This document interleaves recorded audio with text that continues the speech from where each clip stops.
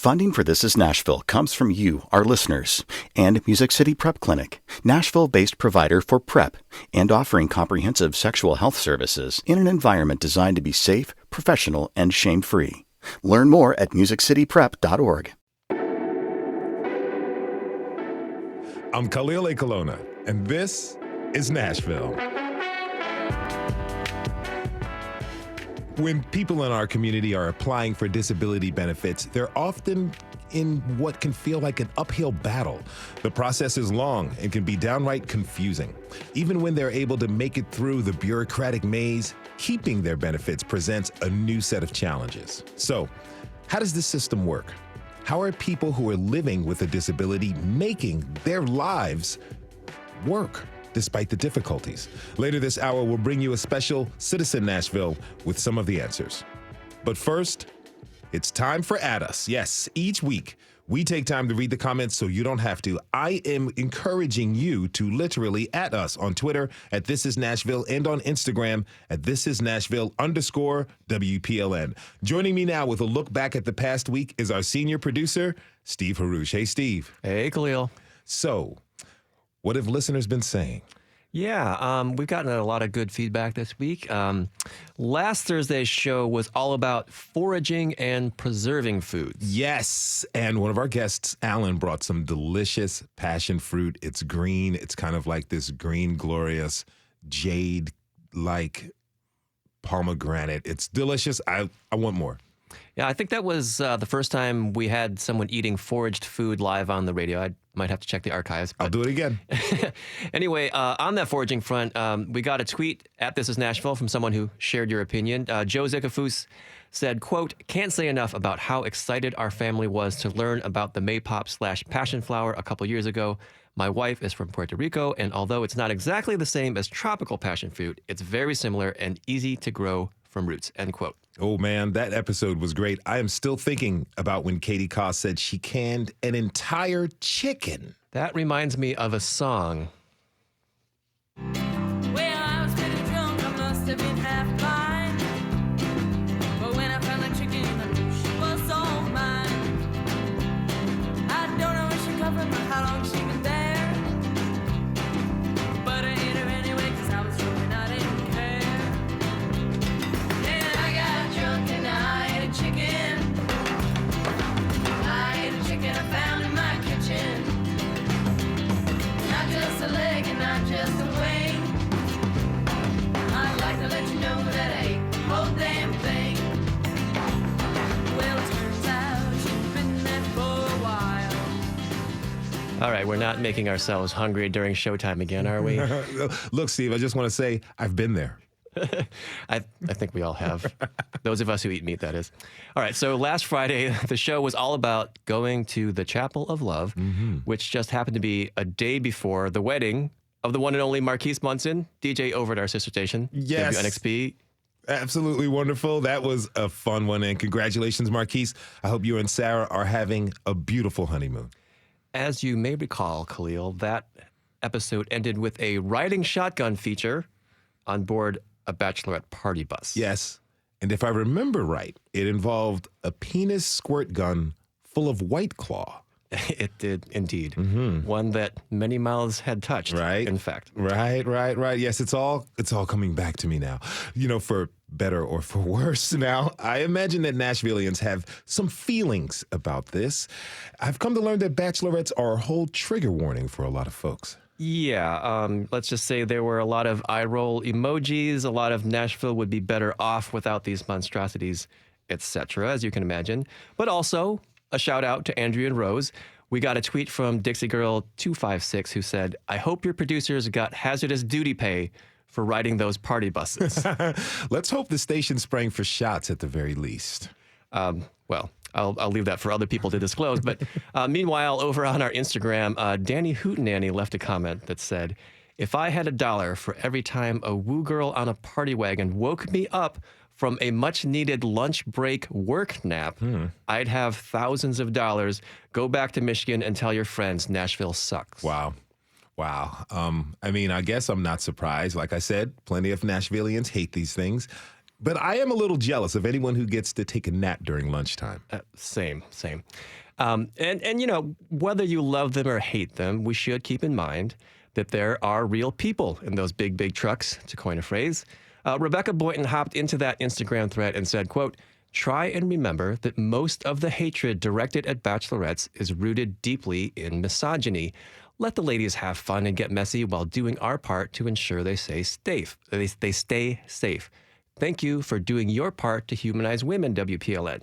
End quote. And then under that one, there's a little message from Instagram that says, "These comments were hidden because they may be misleading, offensive, or spam." So did you read them? Well, I guess we do say we read the comments so you don't have to. So yes, I read the comments, but also you still don't have to. I'll just say they weren't misleading or spam. Okay.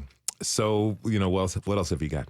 Yeah, so Tuesday's show, this week, we learned more about the Laotian community here in Middle Tennessee, and in particular, the community in Murfreesboro that has been here since the 1970s. That was such a fun episode. It was great, and I'll definitely be heading to their New Year celebration in May. Yeah, I mean, it sounds like such a great time. Field trip. Yes, field trip. Instagram user Get Lucky Vegan left a comment on our Instagram saying, quote, "Thank you for shining a light on the Lao community. We are a vibrant but often overlooked segment of the population of Middle Tennessee and the world. Through wisdom and compassion, may our people become healed wherever they may live." I love that. And to me, that felt like the theme of the show. Like wherever they live, there is a real sense of community, even across distances. Yeah, for sure. We also got to play some music on that show. From the queen of Lao country music in the United States. That's right. Yeah, Paivan Mekaloon was really delightful and a great singer. And then we ended the show with a song that was performed by Laotian American musician Katsana Valalik. We also included just a little bit of her kind of explaining the meaning behind the song. But since we didn't have time to play the whole thing, I thought it'd be nice to say just a little bit more about the song. So here she is talking about the story behind it, which she learned from a conversation with the composer, Ajahn Solsang Surivan.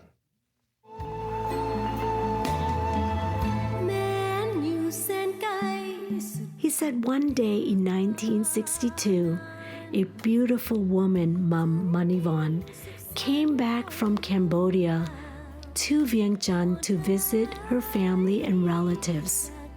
She was seeking for him because she heard a song that hit the airwaves that was so beautiful. She asked around, and a musician at a nightclub told her who wrote the song. So she met up with Ajahn Solsang Surivan. And she asked him, "Can you write a song for me? I live in Cambodia and I miss my motherland. I miss Vientiane. I miss my family, friends, and relatives." He was so honored being asked to write a song for her. Mum Manivon was one of the 6 concubines for the king of Cambodia. She missed home dearly, like a little bird locked up in a golden cage. And that's exactly how the lyrics was presented in Volume Vientiane. It's such a beautiful piece of music that touches people from all over the world because it spoke about, even though I no longer live there, you are still my motherland. You are still in my heart.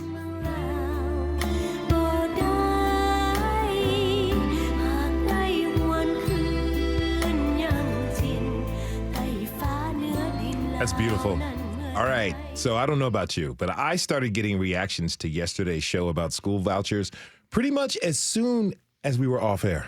Yes, this is a hot button topic for a lot of folks, and there is at least one very spirited argument that we're tagged in that is still going a day later. RIP to our mentions, am I right? Yeah. Yeah, it's a Halloween horror story for you. But anyway, do add us. And in any event, the conversation in our Twitter feed lines up pretty well with the conversation we had on air. Lots of people very strongly, public money should go to public schools. A lot of people very strongly, schools should be more like businesses, give me choice, etc. During the show yesterday, State Rep John Ray Clemens tweeted at us, listening to pro-voucher nonsense on This Is Nashville is absolutely painful. This pro-voucher mouthpiece claiming it's not about the money is laughable. Guess how much he's getting paid and by whom? Their effort to undermine public education in Tennessee is a serious threat. Wow, not mincing a single word there. I guess he's talking about Shaka Mitchell from the Tennessee Federation for Children. Yes. And further down in the thread, Elise Lamar tweeted at us, usually a fan, but disappointed in This Is Nashville. Seems this should have been disclosed on the program. We have reached out to Elise to clarify what she thinks we should have disclosed. I think, guessing from the thread, it has something to do with the amount that he's compensated by the organization. Just want to say that we did introduce Shaka as the Director of State Strategy and Advocacy for the Tennessee Federation for Children. And our very first question to him was, what is your organization's stance on school vouchers? Mm-hmm. All right. That is This Is Nashville senior producer, Steve Haruch. Steve, thanks for this roundup. Sure thing. Anna will be back next week. But right now, I need to head back to the other side of the glass. Okay, we got this. Don't forget to add us on Twitter and Instagram and let us, keep the comments coming. Also, fill out our community survey to let us know what topics you want us to cover at thisisnashville.org. It is super easy and quick, and it helps us produce shows with your needs and interests in mind. We have to take a short break. When we come back, we'll hear from two people living with disabilities about what it's like to navigate the disability benefit system. Stay with us. This is Nashville.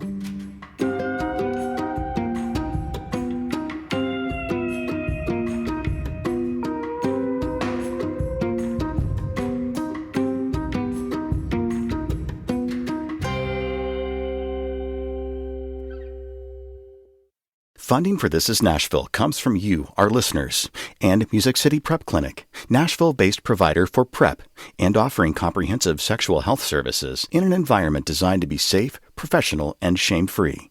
Learn more at musiccityprep.org. I'm Khalil Ekulona, and this is Citizen Nashville. Disability income benefits can be absolutely vital for those who are eligible for them. These come in the form of supplemental security income and Social Security disability insurance. But applying for these benefits can be complicated. And the benefits themselves are often not enough to live on. They also include limits on how much a person can save or earn. To learn more about what it's like to navigate the disability benefits system here in Middle Tennessee, I'm joined by Rachel Kestner. Rachel, thank you so much for being here. Welcome to This Is Nashville. Thank you so much. Rachel, you have cerebral palsy and use a wheelchair. Is that right? Yes.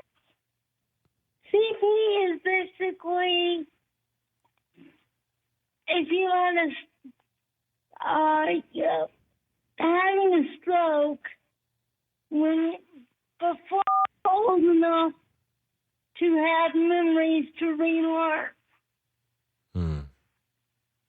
It's a lack of oxygen to the brain, which then causes motor impairments and can cause things like seizures, although thank goodness not in my case. Thank you for sharing that. So, Rachel, what has the process of navigating disability benefits been like for you? Well, I was not actually aware of when they were applied for me because I've pretty much had them my whole entire life. But it's a pain in the neck now that I'm over 18 because for instance, were I to get a job, it would restrict me to only doing part-time work because my medical insurance is also connected to that. and I can only make $2,000 a month or a year, excuse me, or I can't get my wheelchair fixed, which would make it harder for me to work, which starts a whole domino effect. It's not all that fun to deal with. Tell me real quick, how, does the amount you receive cover the cost of living expenses like rent, groceries, and utilities? They think it does. It does not. You said they think it does. Wow. How much of a struggle has that been for you? Well, currently, I'm lucky enough that I live with my parents, and I don't have to pay for utilities and stuff, but were I to rent a place, most of the places that I've looked at recently are $900 at minimum, and that's just the rent itself. That's not counting utilities, so my check would be completely gone. I understand. Now, you mentioned this before, but I understand that your benefits are tied to your Medicare. What does that mean for you? It means that, for instance, it means that I can't I've been with the same guy for a decade. We can't get married. Why can't you get married? Because when you get married, they assume that your spouse's income is in part of your income. So if he makes even minimum wage, that would take me over the 2,000 limit in a month, not even a year, which would make it near impossible to pay for any repairs needed on my chair. And the new chair costs like $20,000. Tell me this. This sounds, and I understand, this all sounds incredibly frustrating. How does it make you feel that you get, one, very little money for your benefits, two, you've been with your partner for 10 years. You guys would like to get married, but you can't because you could possibly lose your benefits. How do you feel about that? It's total crap. It makes we say second-class citizenry doesn't exist anymore, and the people that say that are not the ones that would be considered second-class. Because I wouldn't even consider myself second class at this point, because I can't even. Yeah. They don't. It seems like they want us to just die. And as morbid and as drastic as that seems, I know it does. It does, but if that's how you feel, that's how you feel.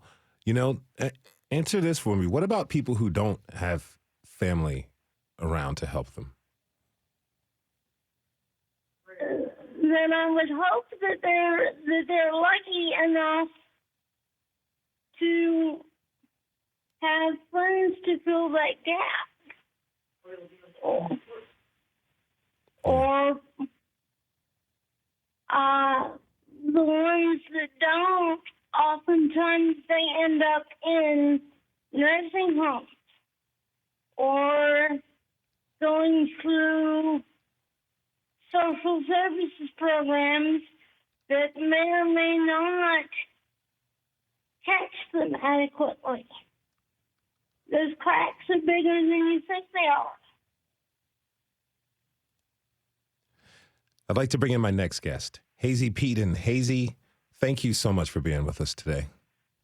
Hi, thank you for having me. Hazy, you live with seizures, is that right? Yes, that's right. Well, what's it like to live with seizures? It can be quite the roller coaster because I don't really ever know what kind of day I'm going to have. Planning things in advance always creates a level of anxiety because, there's just no telling what day that might be. And mine rarely tend to be the big movie scene type of seizures. They're much more subtle than that, which is part of why, I actually thought they were migraines. I thought they were like auras to migraines and that I was just like really struggling to be a human.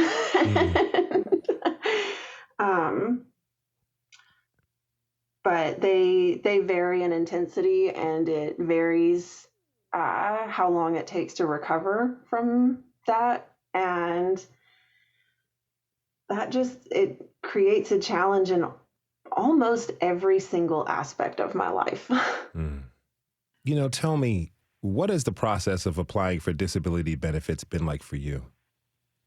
It has been insane, feels like an understatement. It feels like a lot of hoop jumping, and even somebody coming from an able-bodied and able-minded situation would struggle to meet some of these types of deadlines and consistent, we need more paperwork. Oh, it's this paperwork. Oh, the deadlines you missed it.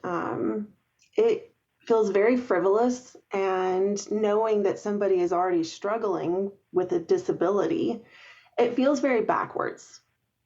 Now, Rachel was expressing her frustration, saying that it feels like people who are applying for disability benefits are treated like second-class citizens. And, she said that it feels like they want you just to die. And I'm sure for some people that has to sound, very dramatic, but that is the experience. I actually identify with it doesn't seem like they care if we survive or not. If anything, it seems like that would be easier on the system, so to speak. You definitely are made to feel like you are a drain on the system. These benefits, these tools that are supposed to be here for this exact purpose, feel impossible to access. If you're just tuning in, this is Nashville, and I'm your host, Khalil Ekulona. We're talking this hour about navigating disability benefits here in Tennessee. Now, Hazy, what does it mean to recertify for benefits? What is that process like? It's almost like the exact same, trying to get your original approval. It can be a little bit easier sometimes. I have not had a good experience with that. They actually came back and told me they were not going to renew my benefits. Why did they tell you that? What was their reasoning? Their reasoning was that I'm a mom. They said that being a primary caretaker of children did not align with their definition of being disabled. But you previously received benefits when they knew that you had children. Yes. I was a mom the whole time. So it was really baffling to me. And when I responded with that, so far I've gotten nothing but, one extension after another, or, at this point, what they've basically told me is that I would, need to take legal action against them. Are you considering that? I am considering it. They, of course, that's scary. That feels like a lot of things. It was already so much to just try to apply and stay within the guidelines that they required. And so to then try to take on this extra battle feels really unjust. It feels really unfair. And that's hard to reckon with sometimes. What do you think people don't understand about the disability benefit system here in Tennessee? I think that they tend to think that it's kind of a scam in the opposite direction. They think that people are just living off disability and they don't need it. And I don't think they realize how difficult it really is to even get those benefits to start with. So the people who are getting them absolutely need them. And we actually have many, many more citizens and civilians and people in the community who need these benefits. Have you ever thought about, approaching state representatives and, our elected leaders who are the ones who can help with this solution? I haven't gotten feedback yet. No one has returned any of my outreaches just yet, but What was that, Rachel? Good luck with that. Because when I was in 2005, when I was trying to go through college, the governor at the time, who is not globally but is still a Republican, changed the laws around who was allowed to have personal care attendants, and which cut me out of it, which meant that I could no longer go to school. Yeah. And so I started trying to get a answer out of the governor's office. All I got was boilerplate emails and shunted from the secretary from the actual governor's secretary to the Secretary of Health, and back and forth for 2 months, and I never actually talked to an actual person. Well, let me ask you this, Rachel. What do you think people don't understand about the disability benefit system here in our state?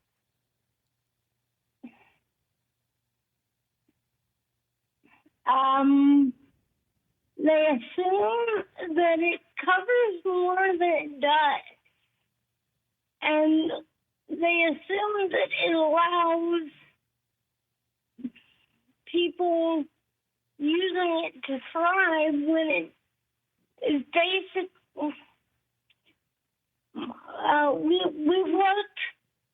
We worked the math out. My check is less than minimum wage.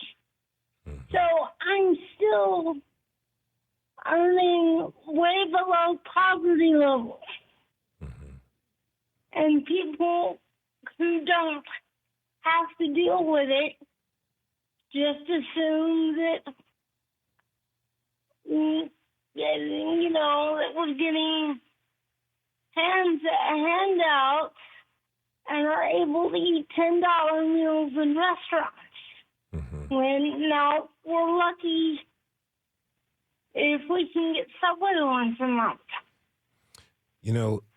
Hazy, what can be done to improve this system?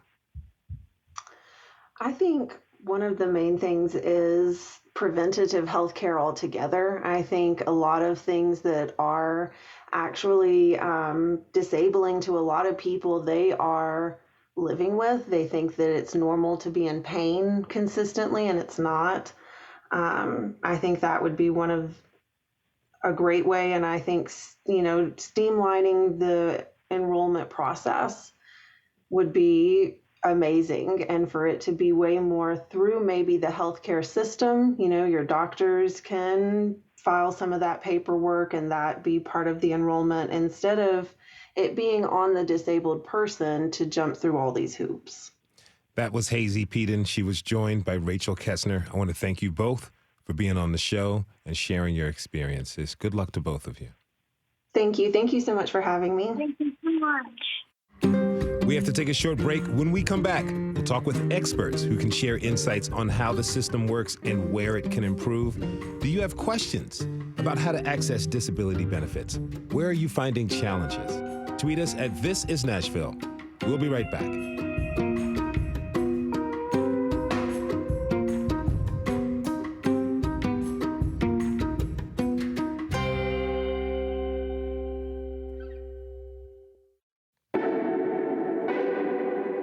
I'm Khalil Ekulona, and this is Citizen Nashville. We just heard from some folks who are struggling to retain their disability benefits, but they aren't the only ones. The process is complicated. Does it have to be? How does the system really work? What are the best ways to go about obtaining disability benefits if you qualify? My next guests are here to help answer those questions and more. Then join the conversation. If you have a question about disability benefits, we want to hear from you. Tweet us at This Is Nashville.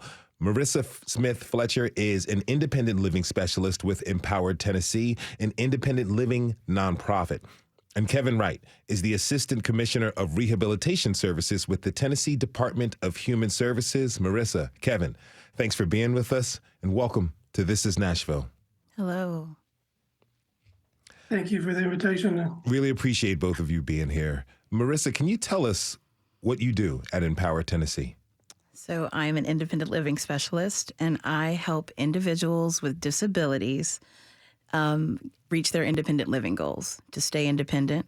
We are a nonprofit agency that is created by people with disabilities for individuals with disabilities. How does Empower help people after the initial application process for benefits? So, well, that could be answering certain questions, helping them receive supports while they are waiting for their determination from Social Security.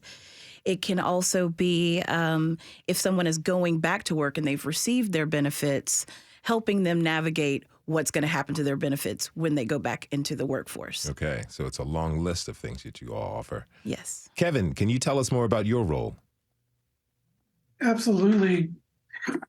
The Division of Rehabilitation Services is responsible for a lot of disability-related programs for the Department of Human Services, including employment, independent living, assistive technology, and disability determination.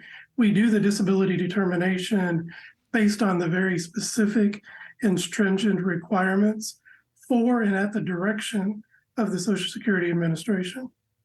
Okay, so just to be clear, you work for the state's arm of disability services and not the Social Security Administration, which is the federal arm. So can you tell us what the state controls versus what the federal government controls with disability benefits?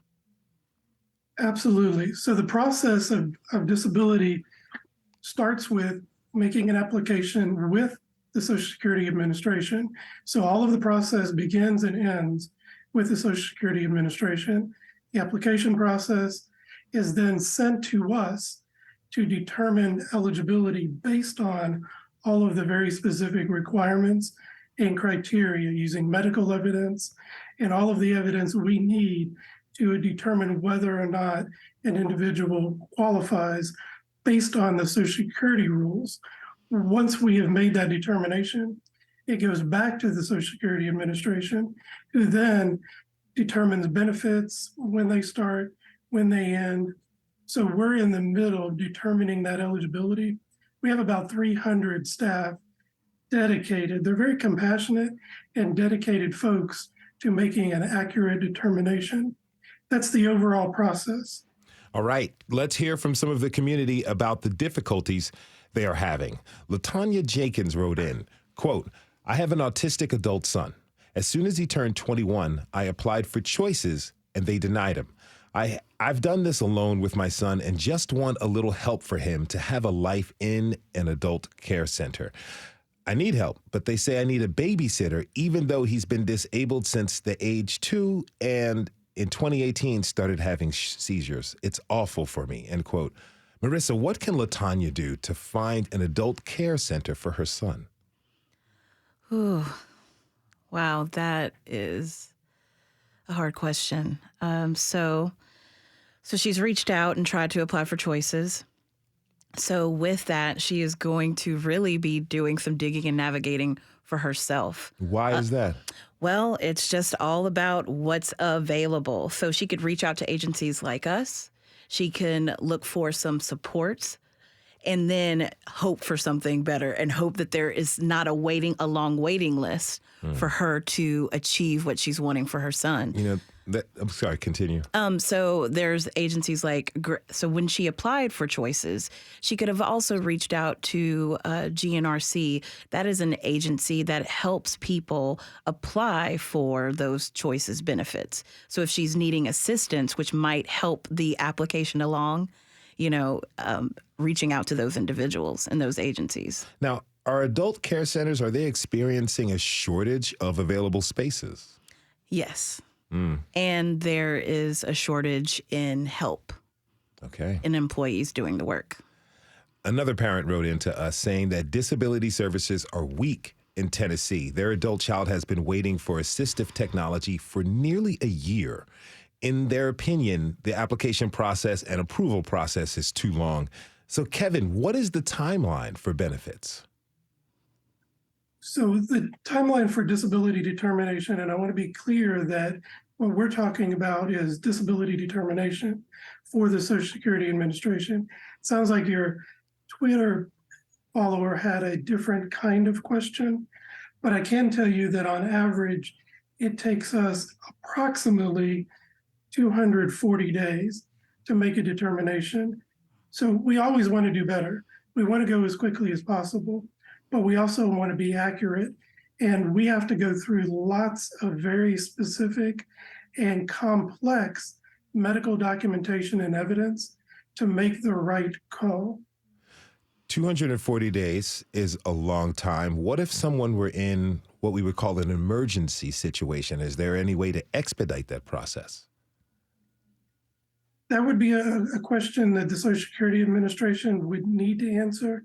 And unfortunately, that's probably going to be a lot of what I refer to as we move forward, is that we only control the process from Social Security through the determination. What I can say is that we encourage people, if they want to move forward faster, to always follow up timely when we request more documentation, or other things like going to a medical appointment that we request in order to gain additional documentation and medical evidence. That will help us with our process to go even faster and avoid delays. Now, Marissa, as far as what this parent needed, waiting for assistive technology for a year, where should they go? Wow, she could reach out to agencies like us, and we could do some of that navigation with her. So we would ask certain questions and see what agencies might be available and have funding to help her in those times. It's so hard. So that's another thing. It's peer support. It's having natural supports. It's reaching out. It's talking to legislators. It's reaching out to Tennessee Disability Coalition and advocating for yourself about what this wait list is, what it means to you, what it means to your family. So going those extra steps and continuing the fight, continuing getting what you need for you or your family. Now, this parent who told us that the process takes way too long goes on to say that they cannot get a job due to the demands of being the primary caregiver for their child. Yet in Tennessee, it's nearly impossible for them to get paid as the primary caregiver. They feel like the red tape is, in their words, ridiculous. So, how can families be expected to survive when they have to forfeit employment to be the primary caregiver to a loved one, but the state won't help compensate them for that action? Well, I do believe that there are some shifts in Tennessee with helping families get paid or have funds while they are the caregiver for their child. I am working with individuals who have had to be steadfast in applying and keeping up with documentation, resending things over. But Tennessee is changing and moving towards that direction. So it's all about keeping at it and trying when it feels so hard and frustrating and annoying. Kevin, is this a case where your hands are basically tied by the federal guidelines? Related to disability determination, potentially, but we have multiple programs in our division that provide a lot of the things we're talking about here. Assistive technology, independent living, and we can provide and provide guidance and support for those folks that have some of those challenges, including going to work. So I encourage folks that are interested in things outside of disability determination to go to the Department of Human Services website and go to our division, and there's a list of things that we could certainly have conversation about.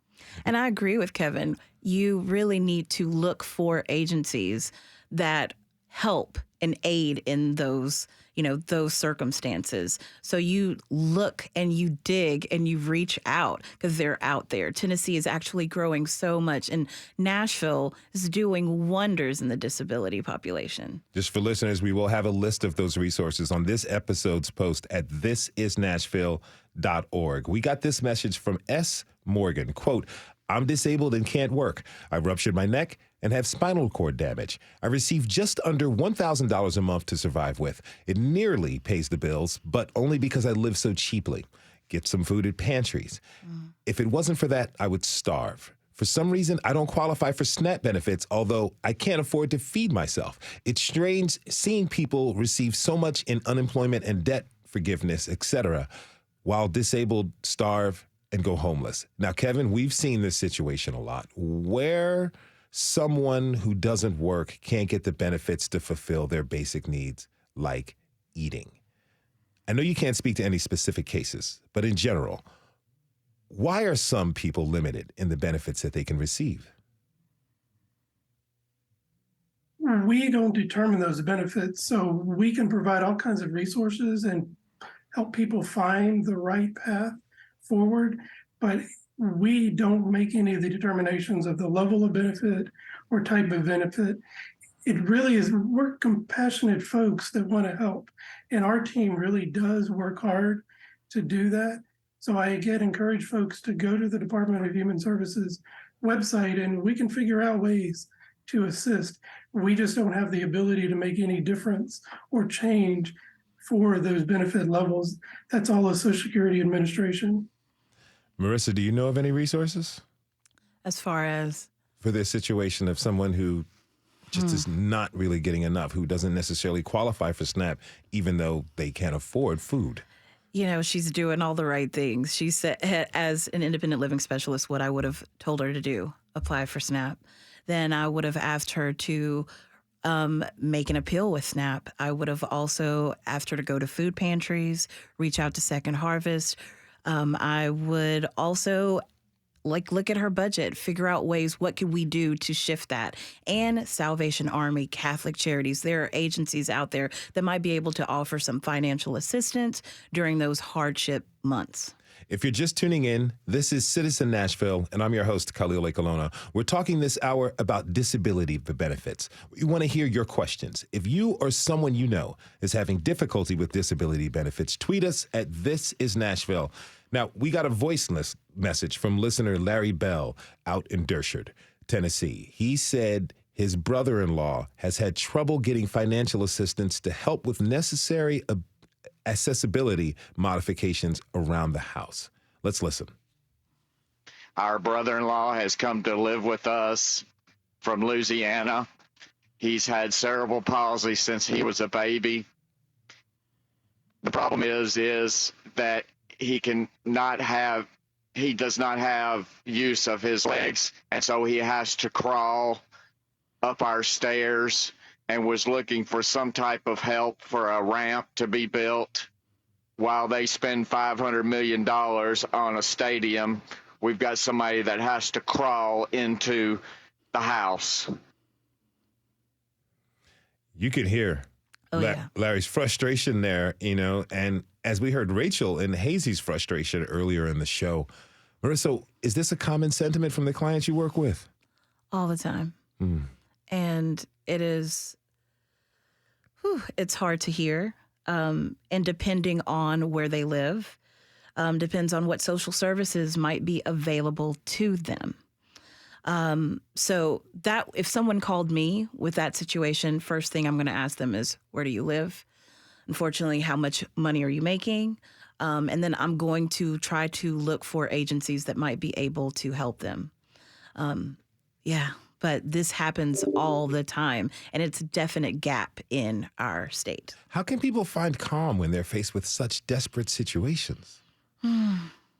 Support, family, friends, agencies like us who have peer support groups. So you are reaching out to peers and you are seeing people like you having that shared experience that might help uplift you and see that there's a light at the end of the tunnel, because there is strife, there is frustration. And sometimes in that, when you're in it, you only feel like it's happening to you. But actually having some sort of natural support and contact makes you have a network, and you build and you keep pushing forward. Because with a lot of my clients, they stop, they give up. They don't, it's like there's nothing at the end, but there is. It's all about the work and going hard at it and speaking to the agencies, speaking to this sort of bureaucratic system. You have to stand up for yourself in it. You have to advocate for yourself, especially if you're a person with a disability. What do you have to say to lawmakers out there who could potentially influence at least the funding for these institutions? I would hope that they would really understand why Social Security even started, something that happened in 1935, like the New Deal, like this was from that. And so it's like, this is for citizens. All of our citizens get a Social Security number. It is your birthright. We are paying into this system. So understanding that it's for us, by us, and we're here to support each other. This nation needs these supports and this access, because this is access for humanity.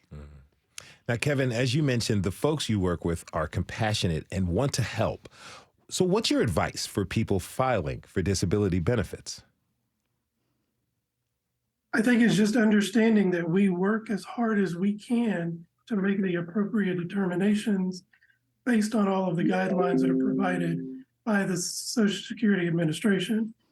We also have other programs, as I mentioned, that I really would love to be able to talk about in a future show that really address some of the other things that have been brought up. How does it feel for you? You work in this institution and you hear stories of people who are struggling to make it by. And we understand that your hands may be tied to a certain point about as far as how much you can do for people. How does it feel being in that position? It's challenging to hear some of the stories, but as an individual with a disability myself, I understand the challenges that folks face. That's partly why I do what I do. I want to make a difference, and everyone on my team wants to make that difference. So it's hard to hear. We understand the realities. But things like this conversation about the process is the way that we help people move forward and get the things that they need. Rachel Kestner was on the show earlier. She lives with cerebral palsy, and she uses a motorized wheelchair to move around. She's got a partner of 10 years, and she said they would like to get married, but they can't.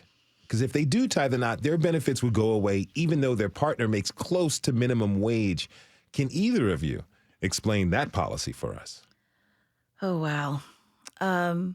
That is a long conversation.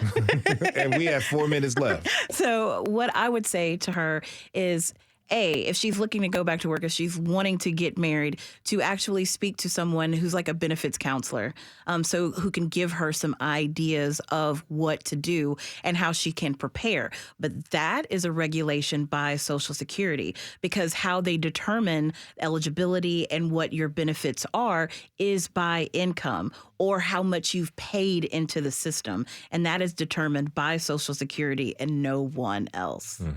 And so just like in life, it's like, well, we got to figure out what we need to do or how we can address that to maybe shift or do the thing that we long to do.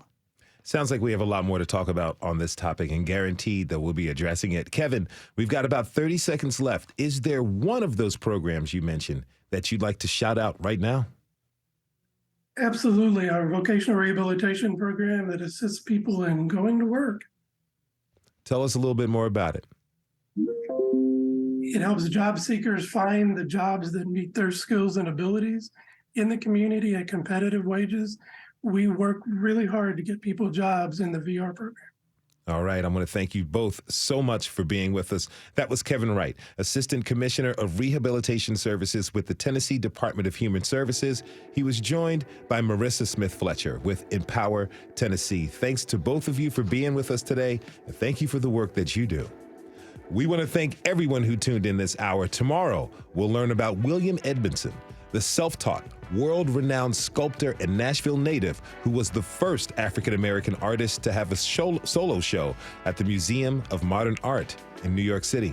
This is Nashville is a production of WPLN News and Nashville Public Radio. Listen back at thisisnashville.org or wherever you get your podcasts. Our producers are Steve Haruch, Rose Gilbert, and Magnolia McKay. Our digital lead is Anna Gallegos-Cannon. Michaela Elias is our technical director. Our executive producer is Andrea Tudhope, who is hopefully on the mend. Shout out to our intern, Tori Hoover, and the masterminds behind our theme music, Laurent Jendermeer Blade. Special thanks to Brenda Waybrandt. The conversation doesn't end here. Tweet us at This Is Nashville. Find us on Instagram and tell us what you want from our show by filling out our quick survey online. This is Nashville. I'm Khalil Ekulona.